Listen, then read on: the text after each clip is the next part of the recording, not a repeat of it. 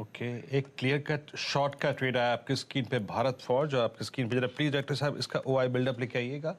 और इनफैक्ट भारत फौज में यहाँ पर सर्च में शॉर्ट लिख रहा था। भारत फौज 822 yes 20 day exponential moving average के नीचे आके ट्रेड करता हुआ डे लो पर ये स्टॉक, और 822। अच्छा, बैंकिंग में और कुछ स्टॉक्स, आईसीआईसीआई बैंक में बात हुई है। लेट्स ब्रिंग इंडसइंड बैंक आपकी स्क्रीन पे करीब करीब 1133 पे। आज इसकी कैंडल ने थोड़ा सा कंफ्यूज किया है। ये कैंडल क्रिएट तो ग्रीन हुई है, मतलब जो प्राइस नीचे खुला लेकिन उसके बाद टिकता ही रहा और पुल बैक आता ही रहा। लेकिन ये जो बार और जो कैंडल क्रिएट हुई है, याद रखिएगा, ये पूरे के पूरे 9 सितंबर से लेकर, यानी सितंबर के एंटायर सीरीज, सितंबर, अक्टूबर, नवंबर, 3 सीरीज के लोवेस्ट ट्रेजेक्ट्री पे जाके आज ये कैंडल खुली है। मानस, आपका व्यू क्या है? इंडसइंड बैंक ये ब्रेक तो हो चुका है, it's 1123, 100 EMA placed at 1096, huge supply at 1140, in fact 1150, 4-5 averages float हो रहे हैं वहां पर। आपका इंडसइंड बैंक पे टेक? देखिए, मेरा समझना है कि इस बार ये जो 1120 के आसपास के सपोर्ट बने हुए हैं, इंडसइंड बैंक उसको ब्रेक ब्रेक करेगा, उसके नीचे जाने की कोशिश करेगा। और अगर वो लेवल्स ब्रेक होंगे तो आपको कम से कम 1080 और उसके बाद 1040 तक के स्तर देखने को मिल जाएंगे। तो मेरा व्यू इंडसइंड बैंक में थोड़ा सा बेरिश है। तो मैं रिकमेंड करूंगा कि इस मंथ का नहीं, दिसंबर मंथ का जो 1100 का पुट ऑप्शन है, 27 रुपए के आसपास ट्रेड हो रहा है, वहां पर आप खरीदारी करिए। 19 रुपए के नीचे स्टॉप लॉस रखिए। और अगर आप तो 1 से 2 हफ्ते रखेंगे तो शायद आपको यहाँ पर 50 रुपए या 52 रुपए तक के भाव देखने को मिल सकते हैं। ग्लोबल फैक्टर्स पर नज़र डाल लेते हैं, एक बार डॉलर इंडेक्स लेकर आइए जरा वापस 107.16। ये इसलिए ज़रूरी है इसकी बात करना क्योंकि आज क्रूड में इतना डिक्लाइन है। उसके बाद नॉर्मली आप एक्सपेक्ट करेंगे कि रुपी डॉलर थोड़ा स्ट्रांग हो, लेकिन रुपी एक्चुअली थोड़ा सा वीक हुआ है। 81 88 की तरफ गया है रुपी और ऑलमोस्ट 82 जाने की तैयारी कर रहा है। तो इसके लिए वो एक जैसे मैंने कहा कि नॉर्मली आप एक्सपेक्ट करते कि थोड़ा सा मार्केट में रुपये में पॉजिटिविटी आती है, वो नहीं आ रही है। और एक बार जरा ब्रेंट भी वापस, ये देखिए, ये रुपी इस समय करीब करीब 20 पैसे वीक होता हुआ, और ब्रेंट इस समय एक वन वे डिक्लाइन की तरफ बढ़ रहा है। सुबह 88 के लेवल डिस्कस हो रहे थे, अब इस समय 86.74। तो ये एक जो चाइना में स्लो डाउन और जो कोविड की फ्रेश वरीज हैं, इन सब का एक इम्पैक्ट आ रहा है। इसकी वजह से यहाँ पर एक डिक्लाइन है। और एक बार एशियन मार्केट्स लेकर आइए। हैंगसेंग तो खैर सुबह से वीक था, लेकिन कॉस्पी अब इस समय थोड़ा सा नीचे है। और हालांकि डाउ फ्यूचर्स को बहुत ज़्यादा नीचे नहीं है, 74 पॉइंट ही नीचे है, तो कोई इसमें बहुत ज़्यादा ऐसा कोई मूव नहीं है।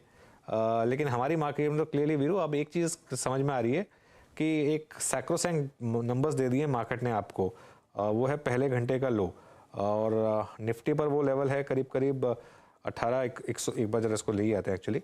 इंट्राडे का जो लेवल है निफ्टी का, लो है करीब करीब 18,146। वो 18,150 की जो हमने सुबह बात की थी इंट्राडे ट्रेडर्स के लिए, तो करीब करीब वहीं। और बैंक निफ्टी देखिए जो लोअर लेवल से करीब करीब आपको 0.2% की रिकवरी दिखा चुका है, 42,202।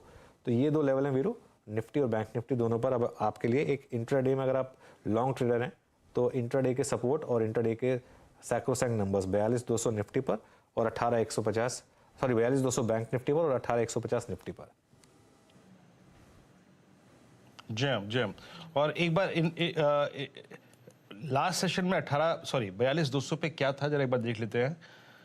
निफ्टी बैंक में 42, 42,1, 42,200, ये 3 पुट ऑप्शन। 42,000 का आउटस्टैंडिंग ओआई था लगभग 1824, पीसीआर था 2.97, 42,100 पे पीसीआर था 3.19 और 42,200 पे पीसीआर था 1.82। तो ये 200 पॉइंट निफ्टी बैंक के लिए 42, 42,1, 42,2 बहुत इंपॉर्टेंट थे। अमूमन जो भी ट्रेजेक्ट्री याद रखिएगा, 1.50 या फिर 2 से ऊपर का पुट कॉल रेशियो रखे, उससे थोड़ा सावधान रहिएगा अगर आप एक शॉर्ट ट्रेडर हैं तो। लेकिन 2-3 चीजें स्क्रीन पे क्लियरली विजिबल है, एक्यूट स्ट्रेंथ और acute weakness. Let's bring Britannia first. Manas, Britannia, और इस बार क्या हुआ, इस बार अर्निंग्स का तड़का भी था यहाँ पे, ये मूव खोखला नहीं था। और मैं ब्रिटानिया का जिक्र इसलिए कर रहा हूँ क्योंकि Britannia technically is now trading at its all time high trajectory. इसका ऑल टाइम हाई है इंट्राडे बेसिस पे करीब करीब 4239 का, जो कि इसने क्रिएट किया था 31 अक्टूबर के आसपास। आपका व्यू 4141 पे ब्रिटानिया पे? देखिए, अभी 2 हफ्ते पहले हमने ब्रिटानिया में एक ब्रेकआउट देखा जब स्टॉक ने 3950 के लेवल्स को ब्रीच किया। और वो जो ब्रेकआउट देखने को मिला था वो गैप के साथ देखने को मिला था, वहां पर काफी बढ़िया वॉल्यूम देखने को मिले थे। लेकिन उसके बाद फॉलो बाइंग नहीं देखने को मिली, कंसोलिडेशन देखने को मिला। और एक गैप अप के बाद जब ब्रेकआउट देखने को मिले और उसके बाद एक कंसोलिडेशन हमेशा बहुत ही बेहतर रहता है स्टॉक के लिए, क्योंकि वो तैयार हो रहा होता है नेक्स्ट मूव के लिए। तो मेरा समझना है कि ब्रिटानिया तैयार हो रहा है अपने एक नेक्स्ट मूव के लिए, जिसमें शायद आपको, अगर हम एक पोजिशनल बेसिस बात करें, तो शायद आपको 4600 4700 तक के भाव देखने को मिल जाएंगे। तो पोजिशनल व्यू रखिए। देखिए, ट्रेडिंग स्टॉक नहीं है मेरे हिसाब से, तो थोड़ा 3 या 4 मंथ का टाइम फ्रेम रखिए। करंट लेवल्स पर खरीदारी करिए, 3900 के नीचे स्टॉप लॉस रखिए, और कम से कम 4600 रुपए 4600 के टारगेट सेट करिए। चलिए, शुक्रिया मानस इस कॉल के लिए।